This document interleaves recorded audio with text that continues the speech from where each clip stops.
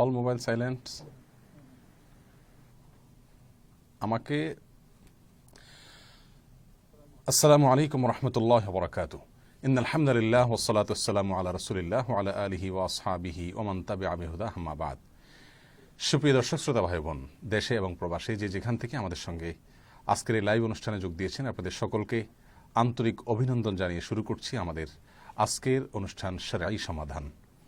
প্রিয় দর্শক, আমরা আল্লাহ সুবহানাহু ওয়া তাআলার দরবারে লাখো কোটি শুকরিয়া জানাচ্ছি যে আল্লাহ সুবহানাহু ওয়া তাআলা আমাদেরকে আসুন্নাহ ফাউন্ডেশনের স্টুডিও থেকে প্রথমবারের মতো লাইভে আসার তৌফিক দিয়েছেন। দীর্ঘদিনের আমাদের স্বপ্ন ছিল, অনেক অগণিত ভাই বোনদের স্বপ্ন ছিল, তাদের চাওয়া ছিল আমরা যেন আমাদের আসুন্নাহ ফাউন্ডেশনের স্টুডিও থেকে আমাদের পেজে এবং ইউটিউব চ্যানেলে আমরা প্রতিদিন না হলেও সপ্তাহে একটি নির্দিষ্ট দিনে লাইভে এসে আপনাদের জীবন ঘনিষ্ঠ বিভিন্ন প্রশ্নের কোরআন এবং সুন্নাহর আলোকে সমাধান দেওয়ার চেষ্টা করি।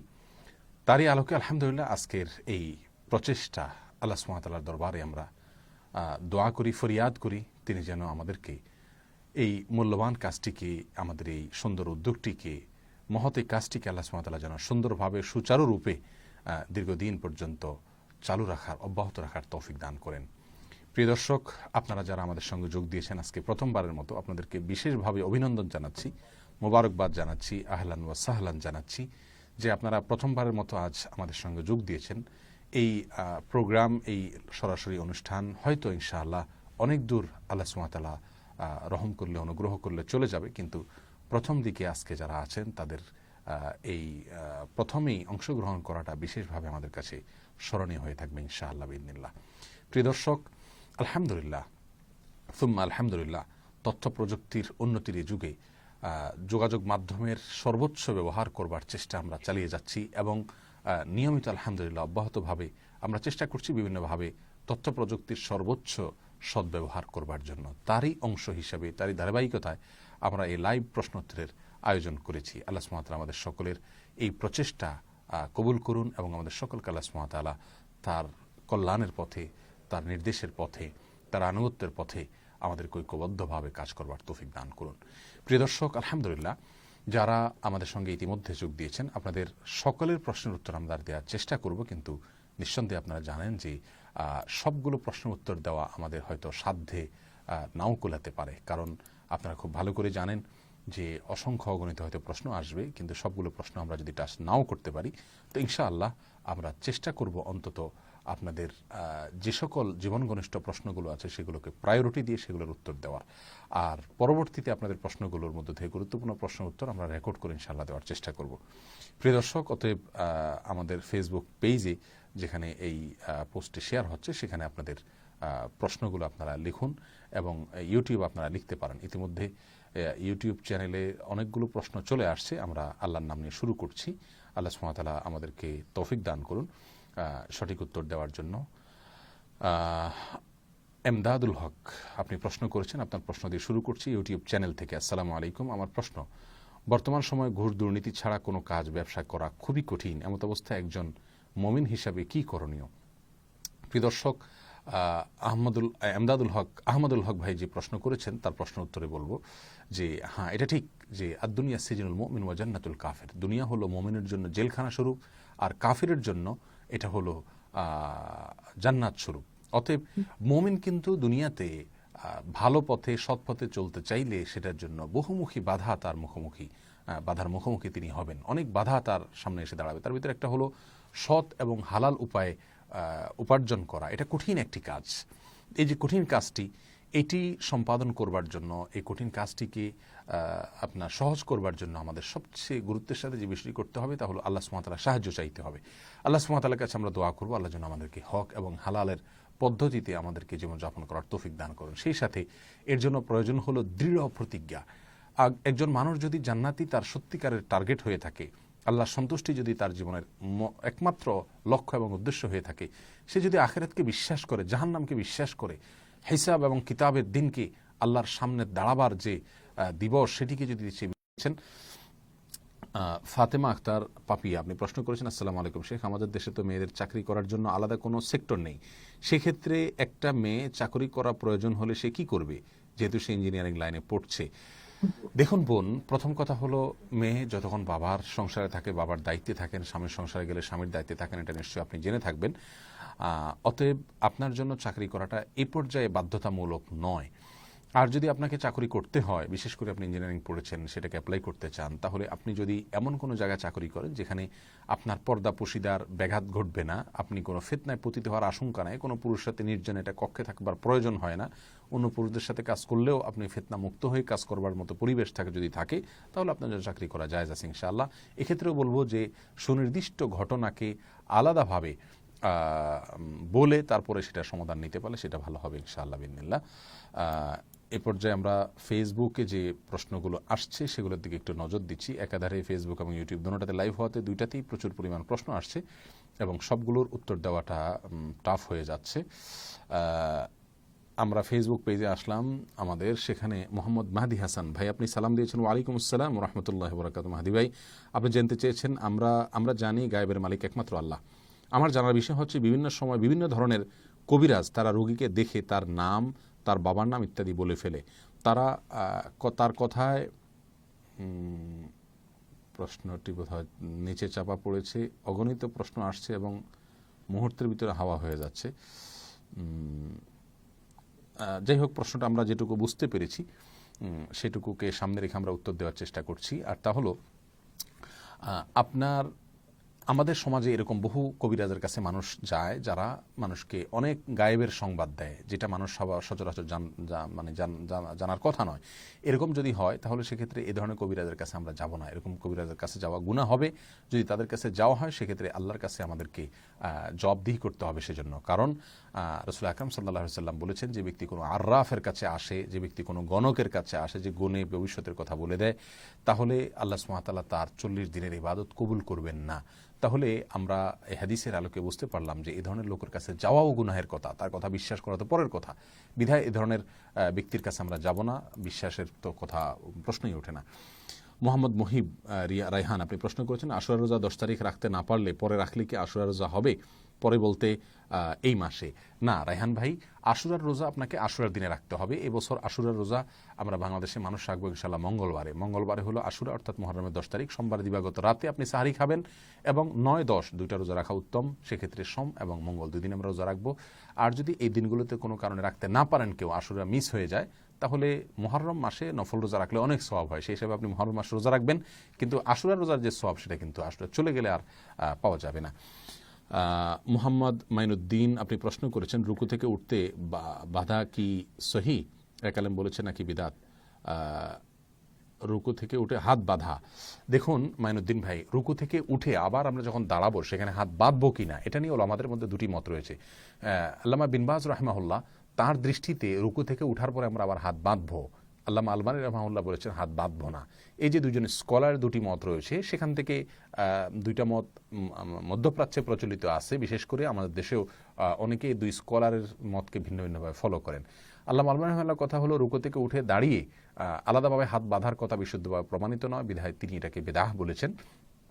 আর বিন বাজ রাহিমাহুল্লাহ বলেছেন, সৌদি আরবের প্রাক্তন গ্র্যান্ড মুফতি, তিনি বলেছেন যে আমরা রুকু থেকে যখন উঠবো তখন তো এটা কাউমা হচ্ছে, অর্থাৎ দাঁড়ানো হচ্ছে। আর দাঁড়ানো অবস্থায় হাত বাঁধার কথা যেটা হাদিসে আছে, সকল দাঁড়ানোর জন্য সেটা প্রযোজ্য হবে, সেটা আমরা প্রথম দাঁড়ানো হোক আর রুকু থেকে উঠে দাঁড়ানো হোক, বিধায় এখানে হাত বাঁধার কথা আছে। মূলত হাত বাঁধার বিষয়টি শরীয়তে সালাতের মধ্যে খুবই কম গুরুত্বপূর্ণ একটি বিষয়, অর্থাৎ এটি সুন্নাহ। ইমাম মালিক রাহিমাহুল্লাহ আমাদের হাত বাঁধা সুন্নাহ না, তিনি ছেড়ে দেওয়ার প্রবক্তা, বিধায় এটা নিয়ে আমাদের মতপার্থক্য করার একে অন্যকে বেদাতি বলবার সুযোগ নেই। দুইটাই উলামায়ে কেরামের গবেষণা, যার কাছে যে দলিলটা বেশি যুক্তিযুক্ত মানুষটাকে আমরা ফলো করতে পারি।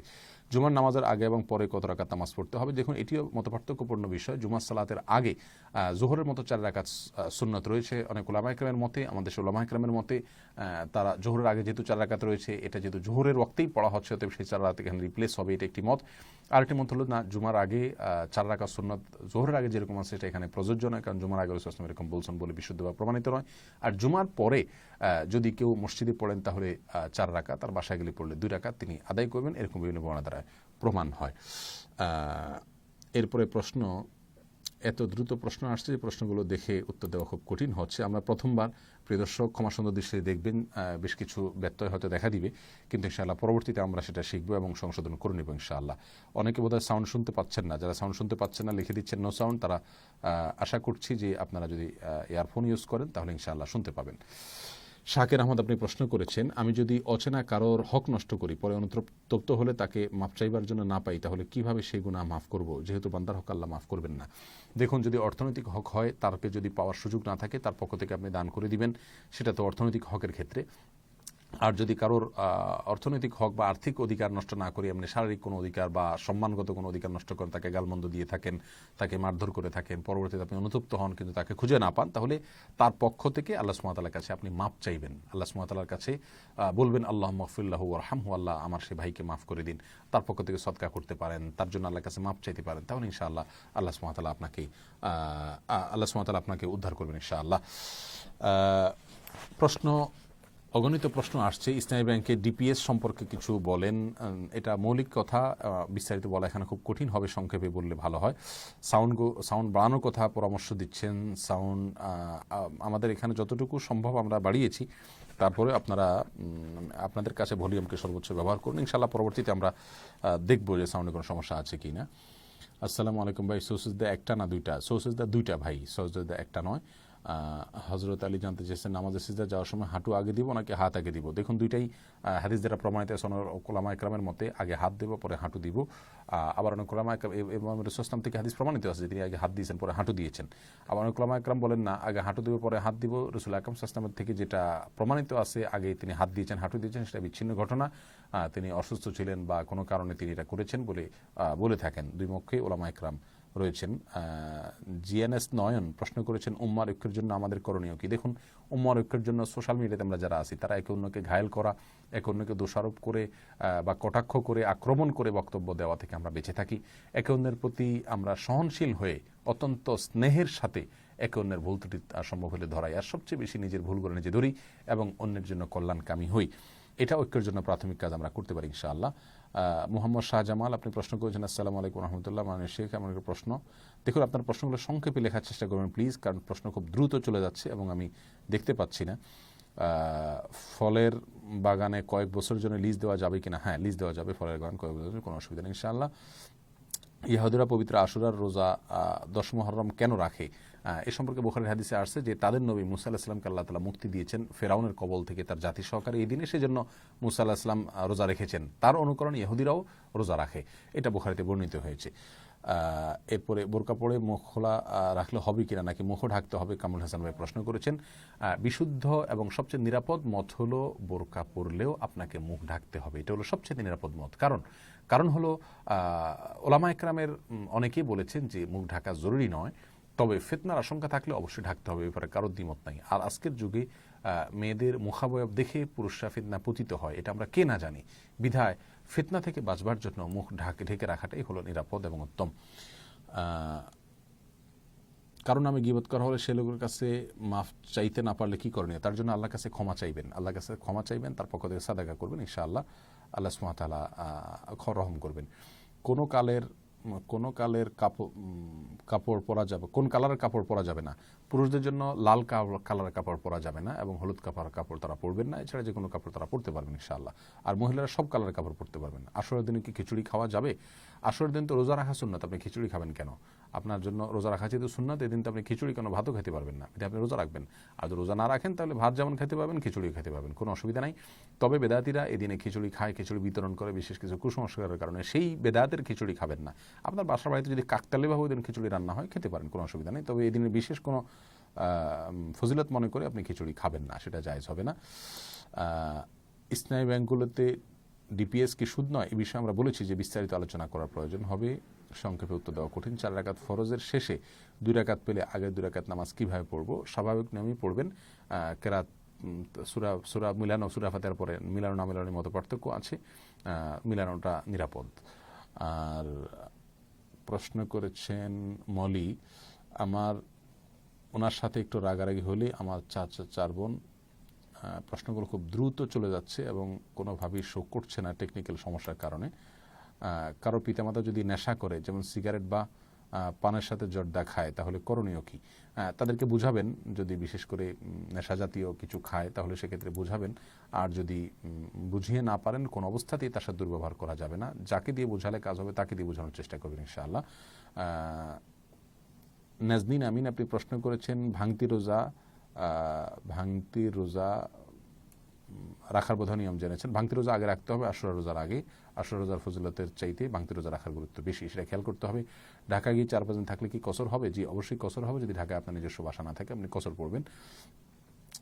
আশুরা রোজা সম্পর্কে কিছু বলেন, আর কীভাবে রাখবেন? যে আশুরা রোজা সম্পর্কে আমরা বলেছি, ইনশাআল্লাহ আশা করছি সোমবারে আমরা সন্ধ্যায় আশুরাকে কেন্দ্র করে লাইভে আসবো এবং 20 মিনিট থেকে আধা ঘন্টার একটা লাইভে আমরা আশুরা নিয়ে কথাবার্তা বলবো ইনশাআল্লাহ, যদি আল্লাহ তৌফিক দান করেন।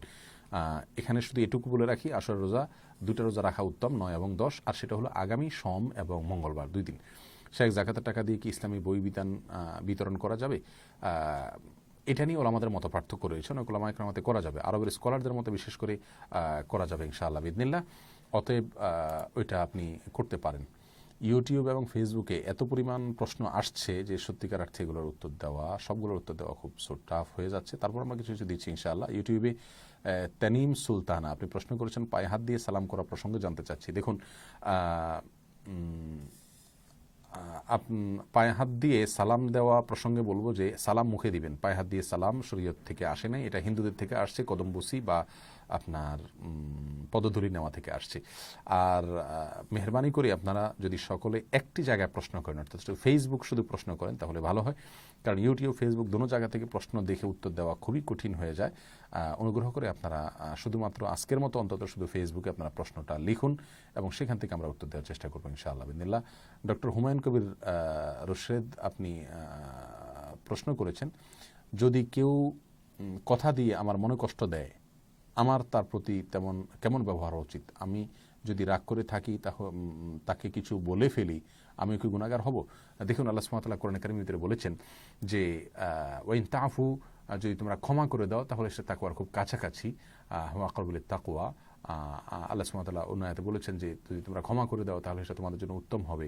আর যদি প্রতিশোধ নিতে চাও তাহলে ফাজাযাউম মিসলুহ, তাহলে যেভাবে তোমার প্রতি জুলুম করেছে তুমি সেই মাপের করতে পারো। এখন একজন আপনাকে কটু কথা বলেছে, হুবহু সেই মাপে কটু কথা বলা, তার চেয়ে একটু এদিক সেদিক হবে না, এটার নিশ্চয়তা তো দেওয়া কঠিন হয়ে যায়।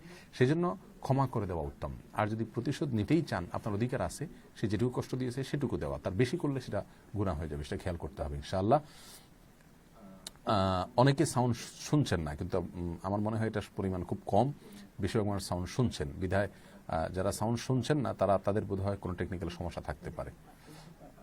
আর ফেসবুকে বোধহয় সাউন্ডটা খুব ভালো শোনা যাচ্ছে। আমরা মেহরবানি করে ফেসবুকের পোস্টকে আমরা ফলো করি, সেখানে ইনশাআল্লাহ অসুবিধা হবে না আশা করছি।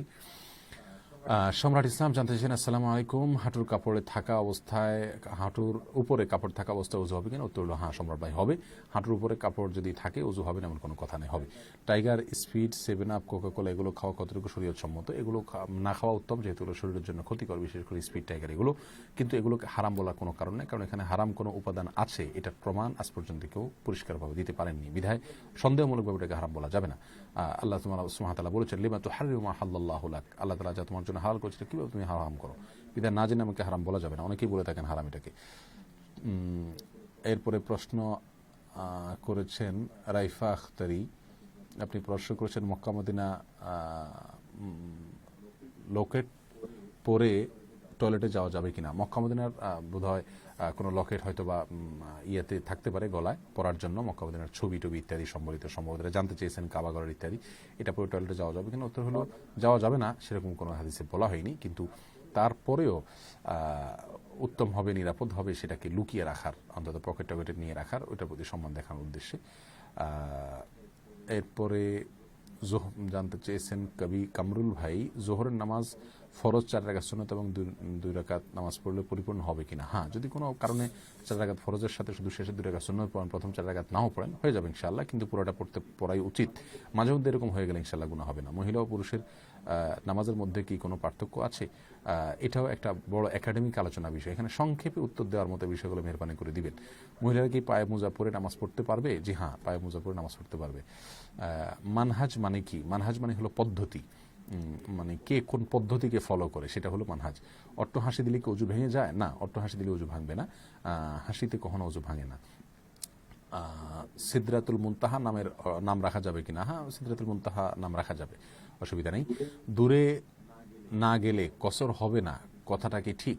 হ্যাঁ, 48 কিলোমিটার দূর বেশি না গেলে কসর হবে না। দেখুন, কত দূরে গেলে কসর হবে এটা নিয়ে আমাদের ভিতরে মত পার্থক্য আছে। সবচেয়ে বড় কথা হলো যেখানে গেলে এটাকে সফর বলা হয়, জার্নি বলা হয়, সেখানে গেলে কসর হবে, এই মতটা আরব অনেক উলামা ইকরামের। সেক্ষেত্রে কোনো কিলোমিটার তারা নির্দিষ্ট করেন না। আর এর বাইরে আমাদের জন্য এটা অনেক সময় কঠিন হয়ে যায় যে কোনটাকে আমরা সফর বলবো, কোনটাকে বলবো না। সেক্ষেত্রে আপনি যদি আনুমানিক 70-এর উপরে কিলোমিটার, মাইল নয়, আমরা যদি কিলোমিটার হিসাব করি, যেহেতু আজকাল মাইলের হিসাব হয় না, অতএব তাহলে সেক্ষেত্রে এটাকে সফর বলেন অনেক উলামা ইকরাম। বিধায় একদম কাছাকাছি গেলেন আপনি, 10-5 কিলোমিটার দূরে গেলেই সফর হবে, ব্যাপারটা সেরকম না। অতএব সফরের দূরত্ব হতে হবে যেটাকে সফর বা জার্নি বলা যায়।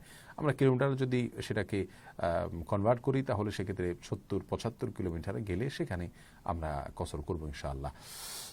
মাহমুদা ইসলাম, আপনি জানতে চেয়েছেন শরীরে ট্যাটু থাকলে কি গুনাহ হবে? জি বোন, অবশ্যই ট্যাটু থাকলে গুনাহ হবে। রাসূল আকরাম সাল্লাল্লাহু আলাইহি ওয়াসাল্লাম বলেছেন, লাআনাল্লাহুল ওয়াশিমাতা ওয়াল মুস্তাওশিমা ওয়াল ওয়াসিলা ওয়াল মুস্তাওসিলা। আল্লাহ সুবহানাহু ওয়া তাআলা অভিশাপ করেন ওই ব্যক্তিদের উপরে যারা শরীরে অঙ্কন করে, উল্কি অঙ্কন করে এবং অন্য কাউকে অঙ্কন করে দেয়, করে বা করায়, উভয়ের প্রতি আল্লাহ লানত বর্ষণ হয়। বিধায় এই ট্যাটু প্যাটু এগুলো সবগুলো সেই নিষিদ্ধের আওতায় পড়বে, বিধায় এটা জায়েজ হবে না। মিফতাহ মীর, আপনি জানতে বাসায় একা নামাজ পড়লে কি জোরে কেরাত পড়া যাবে? হ্যাঁ, আপনি যদি রাতের নামাজ যেমন মাগরিব এশা ফজর পড়েন তাহলে একাকী নামাজ পড়লে আপনি জোরে জোরে পড়তে পারেন, বরং সুন্নাত হলো সেক্ষেত্রেও আপনি একামত দিয়ে জোরে জোরে কেরাত পড়া।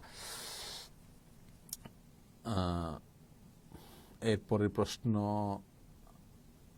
আকন্তমুগ্ধ, বাড়ি ভাড়া দেওয়া কি জায়েজ হবে? কেন বাড়ি ভাড়া দেওয়া যাবে জায়েজ হবে না? অবশ্যই জায়েজ হবে। জায়নামাজে কাবার ছবি থাকলে সমস্যা? জানতে চেয়েছেন মিম। দেখুন, জায়নামাজ যদি কাবার ছবি থাকে সেটা পায়ের নিচে মানানোর একটা ব্যাপার চলে আসে, আমরা নিজের জ্ঞাতসারে বা অজ্ঞাতসারে মানাতে হয়। বিধায় জায়নামাজ কেনার সময় কাবার ছবিওয়ালা জায়নামাজ না কেনাই ভালো। আর দ্বিতীয়ত নামাজের ভেতরে ওই জায়নামাজে কাবা বা অন্য কিছু অঙ্কন করা থাকলে সেটার দিকে মনোযোগ যাবে, আর সেটা উচিত না। আমরা কাবাকে সিজদা করি না, বিধায় সরাসরি কাবার উপরে সিজদা পড়ে সেরকম মানে দৃশ্যমান হয়, সাদৃশ্য হয়, সেটা আমাদের করা উচিত না। বিধায় কেনার সময় কাবার ছবি ছাড়া জায়নামাজ কেনা উত্তম। কিন্তু যদি কোনো কারণে সেরকম জায়নামাজে কেউ সালাত পড়ে আর কাবাকে সিজদা করার উদ্দেশ্য না থাকে, সেদিকে মনোযোগ না দেয়, অথবা মানে ইচ্ছাকৃতভাবে কাবা গহমান করবার জন্য না পাড়ায়, তাহলে এটা গুনাহ হবে না ইনশাআল্লাহ। শ্বশুরবাড়ি বাবার বাড়িতে বেড়াতে গেলে কসর পড়া যাবে কিনা? শ্বশুরবাড়ি বাবার বাড়িতে গেলে কসর হবে কিনা? বাবার বাড়িতে যদি ছেলেরা যান তাহলে ওটা তার নিজের যদি অবস্থান থাকে, সেখানে তার থাকার কক্ষ থাকে, বাসা থাকে, নির্দিষ্ট জায়গা থাকে তার থাকার, তাহলে সেখানে কসর হবে না, পুরো নামাজ তাকে পড়তে হবে। আর যদি সেরকম না হয়, বাবার বাড়িতেও তিনি মেহমান হয়ে যান, তার সেখানে থাকার কোনো ব্যবস্থা নাই, তাহলে সেক্ষেত্রে তিনি সেখানে কসর করবেন। আর মেয়েরা বাবার বাড়িতে গেলেও কসর করবেন, যেহেতু তার বিয়ের পরে স্বামীর বাড়ি তার মূল বাড়ি, বাবার বাড়িতে গেলে তারা ইনশাআল্লাহ কসর করবেন, কারণ সেখানে তিনি মেহমান। রিয়াজউদ্দিন, হিজরি গণনা শুরু হয়েছে রাসূল সাল্লাল্লাহু আলাইহি ওয়াসাল্লাম হিজরির পর থেকে, তাহলে মুসা আসলামের ঘটনা ইহুদিরা কিভাবে 10 মুহররম রোজা রাখে? দেখুন, 10 মুহররমের মুহররম, সফর, রবিউল আউয়াল বা এই যে তারিখ মাসগুলো, এই মাসগুলো কিন্তু অনেক আগে থেকেই ছিল। মানে রাসূল আকরাম সাল্লাল্লাহু আলাইহি ওয়াসাল্লামের হিজরত থেকে হিজরি সনের গণনা শুরু হয়েছে, কিন্তু মাসের গণনা আল্লাহ সুবহানাহু ওয়া তাআলা কোরআনে কারীমে বলেছেন, ইন্না ইদ্দাতাশ শুহুরি ইনদাল্লাহি 12 শাহরান ফি কিতাবিল্লাহি ইয়াওমা খালাকাস সামাওয়াতি ওয়াল আরদ মিনহা আরবাআতুন হুরুম। সূরা তাওবা 36 নম্বর আয়াতে আল্লাহ বলেছেন যে পৃথিবীর যখন সৃষ্টি হয়েছে, আসমান জমিন যখন সৃষ্টি হয়েছে, তখন থেকেই বছরে 12টি মাস। বিধায় মুহররম, সফর বা রবিউল আউয়াল, রবিউল সানি বা এই যে মাসের অস্তিত্ব কিন্তু তখন থেকেই ছিল। হিজরি সনটা শুরু হয়েছে তখন থেকে, কিন্তু এই মাসগুলো আগে থেকে ছিল, সেই হিসাবে মাস এবং তারিখটা ফিক্স। আর দ্বিতীয়ত কথা হলো, আপনার নির্দিষ্ট যে মুহররম মাসের 10 তারিখ, সেই মুহররম মাস নির্দিষ্ট এই মাসটা হওয়াও জরুরি না, অন্য কোনো মাসও হতে পারে, কিন্তু তারিখটা হয়তো কনভার্ট করে দেখা গেছে মুহররমের 10 তারিখ হয়। বাড়ির ভাড়া দিয়ে কি হজ হবে? জি হ্যাঁ, বাড়ির ভাড়ার টাকা দিয়ে আপনি হজে যেতে পারেন, কোনো অসুবিধা নেই, এটা সম্পূর্ণ হালাল টাকা। কসর নামাজ সম্পর্কে, সেলুনের দোকান কি হারাম? জানতে চেয়েছেন মিম। সেলুনের দোকান হারাম এক কথা বলা যাবে না, তবে সেলুন দোকানে শেভ করলে সেটা হারাম হবে। যদি কেউ চুলটুল ইত্যাদি কাটে সেক্ষেত্রে সেটা হারাম হবে না। জুমার নামাজ সর্বনিম্ন কত রাকাত পড়তে হয়? সর্বনিম্ন 2 রাকাত পড়তে হয়, যেটা পড়তে হবেই বাধ্যতামূলক, যেটা ফরজ সেটা। আবু হানিফ প্রশ্ন করেছেন সালাতে বিভিন্ন, চলে গেল প্রশ্নটি, কতদিন কসর করা যায় রাইফা খাতুন বলেছেন। হানাফি মাযহাব অনুযায়ী 15 দিন পর্যন্ত কসর করা যায়। তার চেয়ে বেশি সময় যদি থাকার নিয়ত করে তাহলে সেক্ষেত্রে কসর করা যায় না। আর আরব স্কলারদের মতে ইবনে উসাইমিন, বিন বাজ রাহিমাহুল্লাহ, অন্য মাশায়েখদের মতে যতদিন পর্যন্ত স্থায়ীভাবে কেউ বসবাস না করে, ঠিকানা না হয়, যেমন বাসা ভাড়া নিল, রুম ভাড়া নিল, সেখানে তিনি চাকরি নিলেন, ব্যবসার জন্য থাকা, যেটাকে বসবাস করা বলে, এই বসবাস করতে যতদিন শুরু না করেন ততদিন পর্যন্ত কসর করবেন, সেটা যতদিনই হোক না কেন। সুজন আহমেদ প্রশ্ন করেছেন, সফরের সময় 2 রাকাত নামাজ পড়ে জামাতে নামাজ পেলে শরীক হব না একা 2 রাকাত পড়ব? জি, আপনি সফরের সময় 2 রাকাত নামাজ পড়বেন, কসরকে 2 রাকাত পড়বেন। 4 রাকাত আলা নামাজগুলো জোহর, আসর এবং এশা, এগুলো সফরে থাকলে 2 রাকাত পড়বেন। কিন্তু যদি মুকিম ইমাম সালাত পড়ছেন দেখেন, তাহলে তার সঙ্গে যোগ দিয়ে দিবেন। তার সঙ্গে যদি 1 রাকাতও পান তাহলে আপনাকে আরও 3 রাকাত পড়তে হবে, অর্থাৎ মুকিম ইমামের পড়লে আপনাকে 4 রাকাতই পড়তে হবে। মাহফুজা মতি জেরিন আপনি জানতে চেয়েছেন, মেয়েদের পায়ের তালু, তাও চলে গেছে, হিজবুত তাওহিদ সম্পর্কে আমার ধারণা কি জানতে চেয়েছেন গাজী জাহিদুল ইসলাম। হিজবুত তাওহিদ ভ্রান্ত একটি সম্প্রদায়, যারা ইসলামের মূল ধারা থেকে নিজেরাই বের হয়ে গেছেন এবং অসংখ্য অগণিত ভুল তারা করছেন, এতে কোনো সন্দেহ নাই। বিস্তারিত আলোচনা আমাদের চ্যানেলে হিজবুত তাওহিদের সম্পর্কে আছে, আপনারা এটা শুনে নেবেন ইনশাআল্লাহ। তায়াম্মুমের বিধান কোন সূরা এসেছে, মদিনাওয়ালার পাগল আপনি জানতে চেয়েছেন। তায়াম্মুমের বিধান আসছে সূরা মায়েদাতে, আপনি দেখে নেবেন ইনশাআল্লাহ। রেজাউল ইসলাম, কসরের সুন্নত নামাজ পড়তে হবে এটা জানতে চেয়েছেন। জি, কসরের সুন্নত নামাজ পড়তে হবে না। রাসূল আকরাম সাল্লাল্লাহু আলাইহি সাল্লাম থেকে যদিও সুন্নত পড়া না পড়া নিয়ে কোনো বিশেষ নির্দেশনা পাওয়া যায় না, তো তারপরও যেহেতু ফরজকে আল্লাহ সুবহানাহু ওয়া তাআলা অর্ধেক করে দিয়েছেন, ফরজ সুন্নত পড়া লাগবে না। যদি কেউ পড়ে, যদি কেউ সময় আছে পড়লেন, গুনাহ হবে না। কোনো মানুষ আত্মহত্যা করলে তার আত্মা দ্বারা, প্রশ্ন চলে গেছে, আবার হয়তো আসবে ইনশাআল্লাহ। আমরা কলব, পীর সাহেবের কলবের সাথে মোতাজিয়া করে, প্রশ্নটি চলে গেল আবারও। শেখ ইমান ভঙ্গের কারণ কি? ইমান ভঙ্গের ভাই অনেক কারণ আছে। তার ভিতরে একটা কারণ হলো, যদি আল্লাহ সুবহানাহু ওয়া তাআলার প্রতি কুফরি প্রকাশ হয়, এরকম কোনো কাজ যদি কেউ করে, কথার কথা গায়রুল্লাহকে সিজদা করলো, তাহলে সে ইসলাম থেকে খারিজ হয়ে যায়, ইমান তার ভঙ্গ হয়ে যায়।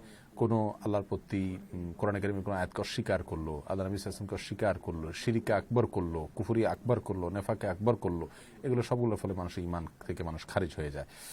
যৌথ পরিবারের আমার স্ত্রী কি আমার চাচার সামনে হিজাব পরা অবস্থায় যেতে পারবে মুখ খোলা রেখে? জি জনাব বিপ্লব ভাই, আপনার প্রশ্ন উত্তরে বলবো, আপনার যৌথ পরিবারে পর্দা করাটা খুব কঠিন একটি বিষয়। আপনার চাচা আপনার স্ত্রীর জন্য মাহারাম নন, বিধায় তার সামনে তাকে পর্দা করতে হবে। অন্য পুরুষদের সাথে যেভাবে দেখা করবেন আপনার চাচার সাথে সেভাবে দেখা করবেন। পর্দার আল থেকে প্রয়োজনে তার সাথে কথা বলতে পারেন, কুশলাদিও বিনিময় করতে পারেন, কিন্তু তাকে তার সামনে যাওয়া উচিত হবে না। মুখ খুলে অন্য পুরুষের সামনে যাওয়া যেহেতু নিষেধ, আপনার চাচার সামনে যাওয়া নিষেধই হবে।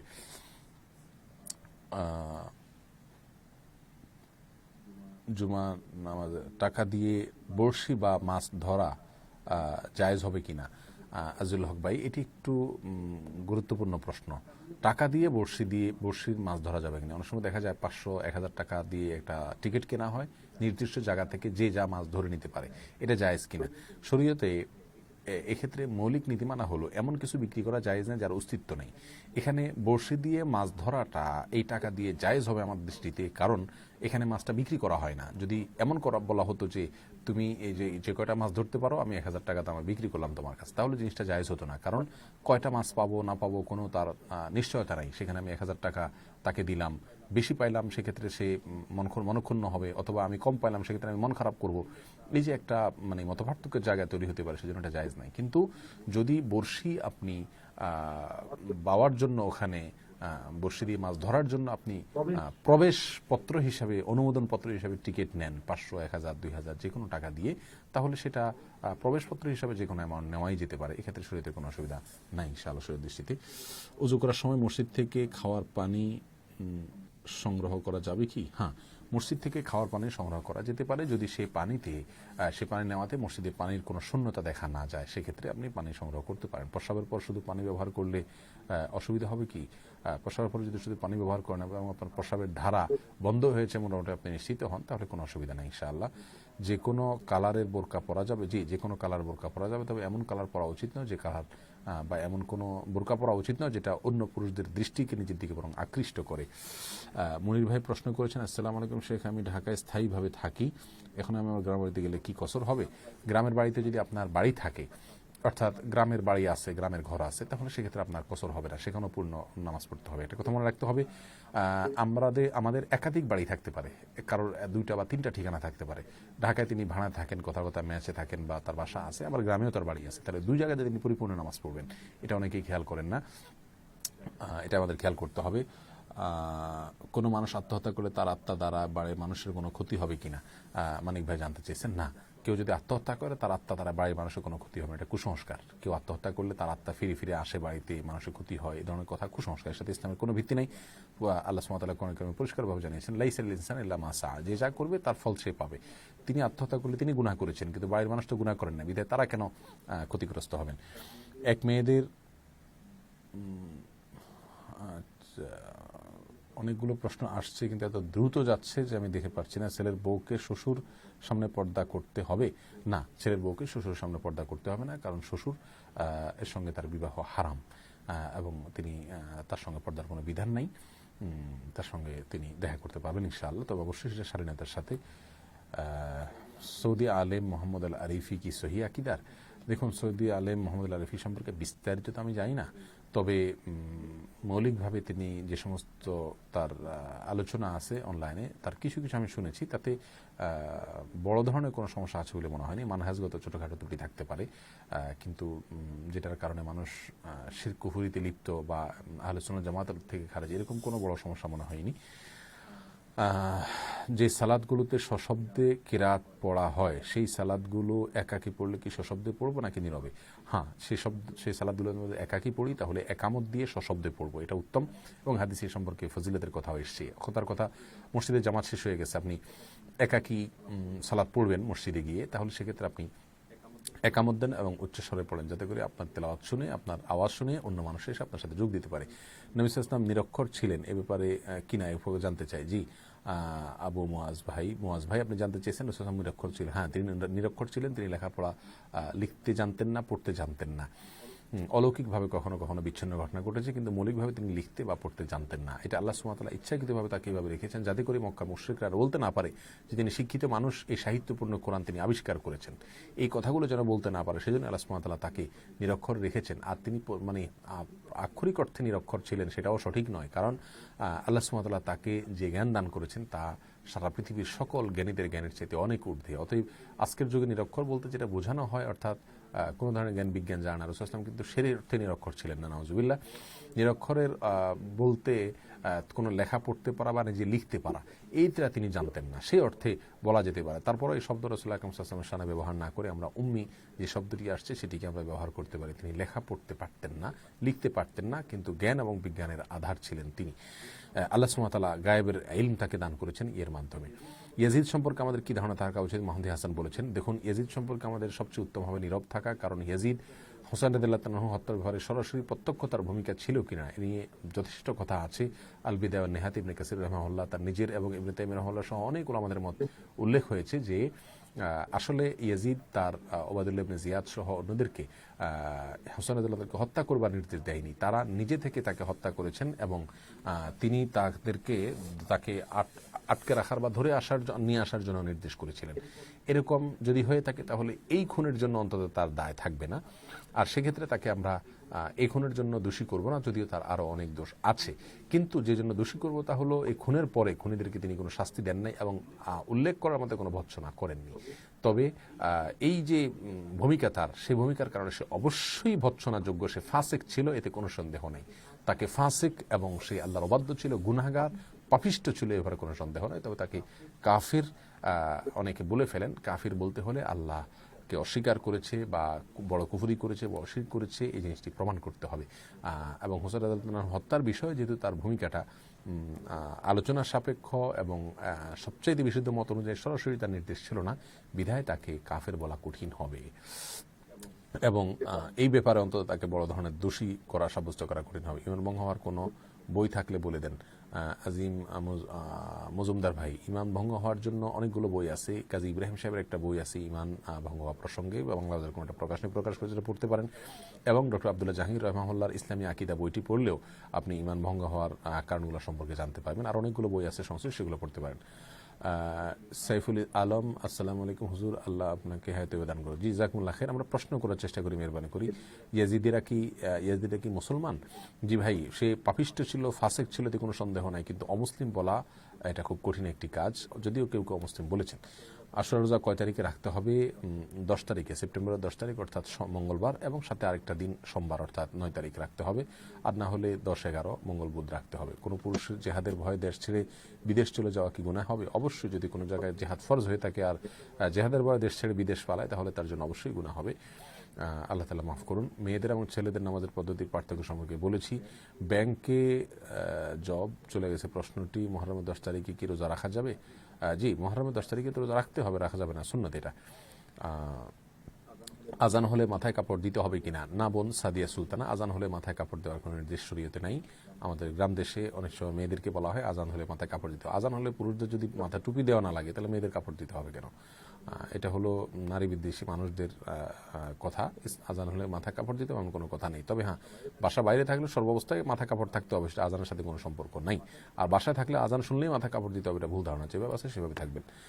আজান হলে আজানের জবাবগুলো দিবেন। যখন মুয়াজ্জিন আজান দেন, যে বাক্যগুলো মিজান বজর বলেন, সেগুলোর সাথে সাথে বলবেন। আল্লাহু আকবার বললে আল্লাহু আকবার বলবেন, এভাবে লা ইলাহা ইল্লাল্লাহ পর্যন্ত যা যা বলে তা বলবেন। শুধু হাইয়া আলাস সালাহ আল ফালাহ বললে আপনি লা হাওলা ওয়ালা কুওয়াতা ইল্লা বিল্লাহ পড়বেন। দাড়ি ছোট রাখলে কি তাকে ফাসেক বলা যাবে? জি, দাড়ি ছোট রাখলে অবশ্যই তাকে ফাসেক বলা যাবে, কারণ দাড়ি বড় করা এটা নবী সাল্লাল্লাহু আলাইহি সাল্লামের নির্দেশ, ওয়াজিব। আর ওয়াজিব যদি কেউ তরক করে, তাহলে তাকে ফাসেক বলা যাবে। আর এটা এমন একটা অপরাধ, যে অপরাধটি প্রকাশ্য যে অপরাধগুলো, সেগুলো গোপনে করা অপরাধগুলোর চেয়ে অনেক জঘন্য। বিধায় তাকে অবশ্যই ফাসেক বলা যেতে পারে, কিন্তু তারপরেও কাউকে ফাসেক বলে গালি দিয়ে দূরে সরানো ঠিক হবে না। তবে হ্যাঁ, ফাসেকের বিধান তার জন্য প্রযোজ্য হবে, তাকে বলা যেতে পারে বিধানগতভাবে সে ফাসেক। কাউকে পাওয়ার জন্য কি খাসভাবে কোনো আমল করা যাবে? কাউকে পাওয়ার জন্য বলতে, আপনি হয়তো কোনো মেয়েকে অবৈধভাবে ভালোবাসেন, পছন্দ করেন, তাকে পাওয়ার জন্য দোয়া করতে পারেন, তবে এটা সুন্নাহসম্মত দোয়া নয়। আপনার এই দোয়া করা হারাম হবে না যদি আপনি বলেন আল্লাহ অমুককে আমাকে মিলাই দেন। অথবা মেয়ে হওয়া জরুরি নয়, কোনো পুরুষ আপনার ভালো লাগে, হয়তো সেই পুরুষের সাথে আপনি বন্ধুত্ব করতে চান, অথবা তার কাছে মিশতে চান, পরিচিত হতে চান, সেক্ষেত্রে আপনি তাকে পাওয়ার জন্য দোয়া করতে পারেন। তবে বিয়ে শাদীর ব্যাপারে কোনো ছেলে কোনো মেয়েকে বা কোনো মেয়ে কোনো ছেলেকে পাওয়ার জন্য যদি আল্লাহর কাছে দোয়া করে, সেক্ষেত্রে দোয়া হবে ইস্তেখারার দোয়া। নবী সাল্লাল্লাহু আলাইহি সাল্লাম সাহাবীদেরকে, এক সাহাবী বলছেন যে আমাদেরকে তিনি সালাত যেভাবে শিখাইতেন, ইস্তেখারা এভাবে শিখাই দিতেন। কামা ইউআল্লিমুনাস সালাত, যেভাবে সালাত শিখাই দিতেন, অথবা সূরা মিনাল কোরআন, কোরআনের সূরা শিখাই দিতেন, সেভাবে ইস্তেখারা শিখাই দিতেন। ইস্তেখারা মানে হলো আল্লাহর কাছে দোয়া করা, আল্লাহ যদি আমার জন্য এটা কল্যাণ করেন আপনি করায় দেন, আর কল্যাণ করেন আপনি সরায় দেন। এটাই হলো সুন্নাত। ঈসা ইসলাম কতদিন দুনিয়াতে থাকবেন? ঈসা আলাইহিস সালামের দুনিয়াতে থাকা নিয়ে অনেকগুলো রয়েছে। কতদিন থাকবেন, কেউ বলেছেন 40 দিন, আর অনেকগুলো বর্ণনা রয়েছে। কসরের সময় সুন্নত নামাজ না পড়লে গুনাহ হবে? না, গুনাহ হবে না। কামাল হোসেন, ইমাম যখন সামি আল্লাহ হামিদা বলে রুকু থেকে দাঁড়ান, তখন মুক্তাদি বলতে হবে না রব্বানা? না, মুক্তাদি শুধু রব্বানা লাকাল হামদ। ইমাম যখন সামি আল্লাহ হামিদা বলে, মুক্তাদিও সামি আল্লাহ হামিদা বলার দরকার নাই, কারণ রাসূল আকরাম সাল্লাল্লাহু আলাইহি ওয়াসাল্লাম বলেছেন ইদা ক্বালা ইমামু সামি আল্লাহ হামিদা কুলু রব্বানা লাকাল হামদ। যখন ইমাম সামি আল্লাহ হামিদা বলে, তোমরা রব্বানা লাকাল হামদ বলো। তার মানে তিনি ভাগ করে দিয়েছেন এখানে, তিনি সামি আল্লাহ বলবে, তোমরা রব্বানা লাকাল হামদ বলবো। অতএব বিশুদ্ধ মত অনুযায়ী আমরা দুইটা করব না। এশারের নামাজ রাত 12টার পর আদায় করলে কাজা হবে কিনা? ওসমান ভাই, আপনার প্রশ্ন উত্তর হলো, রাত 12টার পর এশার নামাজ হলে আর কাজা হবে না। এশার নামাজের 3টা ওয়াক্ত আছে, একটা হলো জায়েজ ওয়াক্ত, একটা হলো উত্তম ওয়াক্ত, একটা হলো মাকরু ওয়াক্ত। উত্তম ওয়াক্ত হলো রাতের 1/3 দেরি করে পড়া। এশার নামাজ একটু দেরি করার পড়া উত্তম। রাসূল সাল্লাল্লাহু আলাইহি ওয়াসাল্লাম বলছেন যে আমি যদি আমার উম্মতের জন্য কষ্ট কামনা করতাম, তাহলে এশার নামাজ একটু দেরি করে পড়তে বলতাম। আর দেরিটা কতখানি? ওলামা ইকরাম বলেছেন রাতের 1/3, সেটা রাত 9টা 9:30 হতে পারে, 3/1 আর 3/1 পরে যদি কেউ মধ্যরাত পর্যন্ত এশার নামাজ আদায় করে, তাহলে আদায় হয়ে যাবে। আর 12টা ভেতরে পড়লে সেটা মধ্যরাতই হয় বেশিরভাগ ক্ষেত্রে। ঋতুভেদে পরিবর্তন হয়, কখনো 12:30 হতে পারে, কখনো কম বেশ হতে পারে। এক কথা, রাতের অর্ধেক করবেন, সন্ধ্যা সূর্য ডোবা থেকে নিয়ে ফজর আজান হওয়া পর্যন্ত টাইমটার অর্ধেক করবেন। এই অর্ধেক পর্যন্ত এশার নামাজ পড়া জায়েজ আছে, এটা হলো জায়েজ টাইম। আর এশার ওর পরে যদি কেউ পড়ে, তাহলে এটা হবে অনুচিত টাইম, অনুত্তম টাইম। এবং সেটা যদি নিরুপায় হয়ে কেউ পড়ে, তাহলে রাত 12টার পরেও এশার নামাজ পড়তে পারেন। অর্থাৎ ফজরের আজান আগ পর্যন্ত এশার নামাজ পড়লে নামাজ হয়ে যাবে, কিন্তু এই শেষের দিকে পড়া অবশ্যই অনুচিত এবং মাকরুহ। আসসালামু আলাইকুম, দয়া করে আমার নাম্বার দিবেন। আমার তো নাম্বার দেওয়া কঠিন। মেয়েরা কি একা নামাজ পড়লে জোরে কিরাত পড়তে পারবে? বুনি ইয়াসমিন, না, মেয়েরা আস্তে আস্তে সরবে নীরবে কিরাত পড়বেন। এতটুকু জোরে পড়তে পারেন যে নিজে শুনেন, যদি সেখানে কেউ না থাকে, ফিতনার আশঙ্কা না থাকে, নিজে শুনেন, এতটুকু জোরে পড়বেন। নামাজের নিয়ত কিভাবে করবে ইমামের জন্য বিশেষ কোনো নিয়ত নেই। তিনি মুসল্লিদের ইমামত করছেন, এই নিয়তটা তার থাকবে শুধুমাত্র, যে আমি মানুষের নেতৃত্ব দিচ্ছি সালাতে, বাস ইমামতের নিয়ত থাকবে, আলাদা কোনো কিছু নেই। জান্নাতি পোশাক প্রশ্নে আবার চলে গেছে। জাকাতের টাকা নিয়ে কোরআন এন্ড হাদিসের কিতাব বিতরণ করা যাবে কিনা? জাকাতের টাকা দিয়ে কোরআন হাদিসের কিতাব বিতরণ না করে সরাসরি দারিদ্র্য বিমোচনের কাজে ব্যবহার করা উচিত, যদিও অনেক উলামায়ে কেরাম সেটাকেও জায়েজ মনে করেছেন, বলেছেন। শিয়া সম্প্রদায়কে অনেকে কাফের বলে ফতোয়া দেন, আসলে ব্যাপারটা বলেন। দেখুন, শিয়া সম্প্রদায়কে এক কথায় কাফের বলা সঠিক হবে না। জাইদিয়া সহ, ইসমাইলিয়া সহ অনেক শিয়া সম্প্রদায় আছে যাদের বিশ্বাস এত জঘন্য যে তাদেরকে আর মুসলমান বলা যায় না, তারা কাফের। যারা আয়েশা রাদিয়াল্লাহু তাআলা আনহার চরিত্রকে কলুষিত করেন এবং কোরআনের আয়াতকে অস্বীকার করেন, কোরআনের পারা আরো বাড়ান বা যে আয়াতগুলো আছে সবগুলোকে বিশ্বাস না করেন, তারা কাফের। যারা মনে করে আলী রাদিয়াল্লাহু তাআলা আনহুকে আল্লাহ তাআলা রাসূল হিসেবে মনোনীত করেছেন, জিবরাইল আলাইহিস সালাম ভুলে মুহাম্মদ সাল্লাল্লাহু আলাইহি ওয়াসাল্লামকে রিসালাত নিয়ে গেছেন, তারা কাফের। এই টাইপের যারা আছে তাদেরকে কাফের বলা যাবে, কিন্তু শিয়াদের আরো অনেকগুলো গ্রুপ আছে যাদেরকে কাফের বলা যাবে না। তারা গুমরাহ এবং তাদের গুমরার বিভিন্ন রকমের স্টেজ আছে, সবগুলোকে এক কথা আমরা কাফের বলতে পারবো না। পায়ে হাত দিয়ে সালাম করা জায়েজ কি না? শফি, আপনি বাবা মায়ের পায়ে হাত দিয়ে, আমরা বলেছি এই প্রশ্ন উত্তর সম্পর্কে শফি ভাই, যে বাবা মায়ের না, শুধু কারোরই পায়ে হাত দিয়ে সালাম দেওয়া সুন্নাহ সম্মত নয়। সালাম হবে মুখে আসসালামু আলাইকুম, পায়ে হাত দিয়ে পায়ের ধুলি নেওয়া, পদধুলি নেওয়া, এটা হিন্দুদের কালচার, বিধায় এটা আমাদের না করা উচিত। তবে কপালে চুমু দেওয়া এটা রাসূল সাল্লাল্লাহু আলাইহি ওয়াসাল্লাম থেকে প্রমাণিত, সেটা করা যেতে পারে ইনশাআল্লাহ। জাহিদ হাসান জানতে চেয়েছেন মাযহাব মানা কি জরুরি? উত্তর হলো, যিনি কোরআন এবং হাদিসকে ফলো করে চলতে পারেন তার জন্য মাযহাব মানা জরুরি নয়। আর যিনি নিজে নিজে কোরআন হাদিসের সব কিছু জেনে চলতে পারেন না, তাহলে যে বিষয়ে তা নিয়ে তিনি কোরআন হাদিস থেকে আবিষ্কার করে মাসআলা ফলো করতে পারেন না, সেক্ষেত্রে কোনো আলেমের অনুকরণ অনুসরণ তিনি করতে পারেন। কামরুল ইসলাম ভাই, ওমরে কাজা পড়া লাগবে? এটা নিয়ে ওলামাদের মত পার্থক্য আছে। আমাদের উলামায়ে কেরাম ওমরে কাজা পড়তে লাগবে এটা বলেন, আর আরব স্কলারগণ বলে থাকেন যে না, ওমরে কাজা পড়া লাগবে না, কারণ সালাত যেগুলো না পড়েছে, না পড়ার কারণে অনেক ওলামায়ে কেরামের মতে সালাত না পড়ার কারণে মানুষ কাফের হয়ে যায়। আর আল ইসলাম ইয়াহদি মা কানা ক্বাবলাহু, তওবা করে যদি কেউ নতুন করে সালাত শুরু করে দেয় তাহলে তার পূর্বেরগুলো আল্লাহ সুবহানাহু ওয়া তাআলা মাফ করে দেন। কিন্তু তারপরেও এই সমস্ত ক্ষেত্রে কোনো কোনো বর্ণনা দ্বারা বোঝা যায় যে ফরজের ঘাটতি আল্লাহ সুবহানাহু ওয়া তাআলা নফল দিয়ে পূরণ করেন, বিধায় বিশেষ নফল সালাত এবং অন্যান্য সালাতের পরিমাণ বাড়ানো দরকার, যাতে কিয়ামতের ময়দানে সেটাকে কাজে লাগানো যায়। আসসালামু আলাইকুম। সুন্নতে মুআক্কাদা কোনগুলো? সুন্নতে মুআক্কাদা হলো 5 ওয়াক্ত সালাতের আগে পরে যে সুন্নাতগুলো আছে, যেমন ফজরের আগে 2 রাকাত, যোহরের আগে 4 রাকাত, পরে 2 রাকাত, মাগরিবের পরে 2 রাকাত, এশার পরে 2 রাকাত, এগুলো হলো সুন্নতে মুআক্কাদা, যেগুলোকে আরবের উলামায়ে কেরাম সুনানে রাতেবাহ না নিয়মিত সুন্নাত বলা হয়। মুআক্কাদা মানে হলো গুরুত্বপূর্ণ সুন্নাত। রাসূল সাল্লাল্লাহু আলাইহি ওয়াসাল্লাম সচরাচর এগুলো ছাড়তেন না, বিশেষ ওজন না থাকলে। আমাদের সেটা করা উচিত। পাগড়ি পরলে কি সওয়াব বেশি হবে নামাজে? না, নামাজে পাগড়ি পরে নামাজ পড়লে বেশি সওয়াব হবে, 70 গুণ বেশি সওয়াব হবে, এরকম একটা হাদিস পাওয়া যায়। হাদিসটি বিশুদ্ধ নয়। চ্যানেলে নিউজ পড়া শরীয়ত অনুযায়ী কতটা জায়েজ? এ থেকে উপার্জিত টাকা কি বৈধ হবে কিনা? পুরুষরা যদি চ্যানেলে নিউজ পড়েন সচরাচর, তাহলে সেক্ষেত্রে এটা গুনাহ হবে না এবং এ থেকে উপার্জিত অর্থ ইনশাআল্লাহ বৈধ হবে। আর মেয়েরা যদি পড়েন, সেক্ষেত্রে বেশিরভাগ যেহেতু ছেলেরা দেখে এবং তাদের শরীরের সৌন্দর্য প্রকাশ করতে হয়, বিধায় এটা না জায়েজ হবে তাদের জন্য কাজটা। কোনো পুরুষ তার তথ্য গোপন করে বিয়ে করলে কি এই বিয়ে জায়েজ হবে? বোন সাজা, আপনি আপনার প্রশ্ন উত্তর হলো, কোনো পুরুষ যদি বিয়ের সময় তথ্য গোপন করে, বিয়ের যদি শর্তগুলো পূর্ণ থাকে, অর্থাৎ সাক্ষী উপস্থিত থাকে, মহারণা ধার্য করা হয়ে থাকে, ছেলে মেয়ে উভয় সম্মত থাকেন, প্রস্তাব এবং কবুল করা হয়, অভিভাবক সম্মত থাকেন, তাহলে সেক্ষেত্রে বিয়ে জায়েজ হয়ে যাবে। তথ্য গোপন করার ফলে যে বিয়ে হবে না ব্যাপারটি তা নয়। তবে হ্যাঁ, তথ্য গোপন করার কারণে প্রতিপক্ষ বা যাদের সঙ্গে তথ্য গোপন করা হয়েছে, সেটা ছেলে হোক মেয়ে হোক, তারা অধিকার থাকবে নৈতিকভাবে বিয়ে ভাঙার জন্য আদালতের শরণাপন্ন হওয়া, এবং তারা বিয়ে ভাঙার অধিকার রাখেন যথাযথ নিয়ম অনুযায়ী। কিন্তু বিয়ে হবে না ব্যাপারটি সেরকম না। পিতামাতা সন্তানের প্রতি অন্যায় করলে সন্তান কি তাদের শুধরানোর নিয়তে করা হতে পারে? জেরিন, আপনি প্রশ্ন করেছেন। না বোন, পিতামাতা যদি কোনো কারণে করা হয়, তাদের শুধরানোর নিয়তেও আপনি করা হতে পারেন না। আল্লাহ সুবহানাহু ওয়া তাআলা পরিষ্কারভাবে জানিয়ে দিয়েছেন যে ওয়ালা তানহারহুমা, তাদেরকে ধমক দিও না।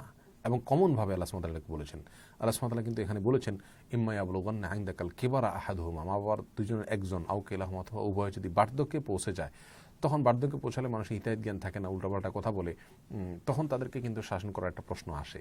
সেক্ষেত্রে মধুরভাবে যদি শাসন হয়, মানে সন্তান সুলভ শাসন যেরকম হয় সেরকম যদি হয়, সেটা জায়েজ আছে।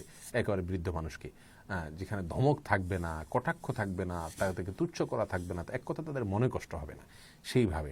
কিন্তু তাদের মনে কষ্ট দিয়ে আপনি তাদেরকে শোধরাবার কোনো প্রয়োজন নেই এবং সেটা আপনার দায়িত্বের মধ্যেও পড়ে না। কিন্তু পাগড়ি পরাকে তো অনেকে সুন্নাহ বলে। ভাই, পাগড়ি পরা সুন্নাহ সেটা ভিন্ন বিষয়। রাসূল আকরাম সাল্লাল্লাহু আলাইহি ওয়াসাল্লাম টুপির উপর আরেকটি কাপড় রাখতেন, পাগড়ি পরা সুন্নাহ সেটা ভিন্ন বিষয়। কিন্তু সালাতের মধ্যে পাগড়ি পরলে সওয়াব বেশি হবে সেটি আরেকটি বিষয়। তৌহিদ জনতা বলতে কি বোঝায়, তৌহিদি জিনিসটা কি? ভাই, তাওহীদ মানে হলো একত্ববাদ।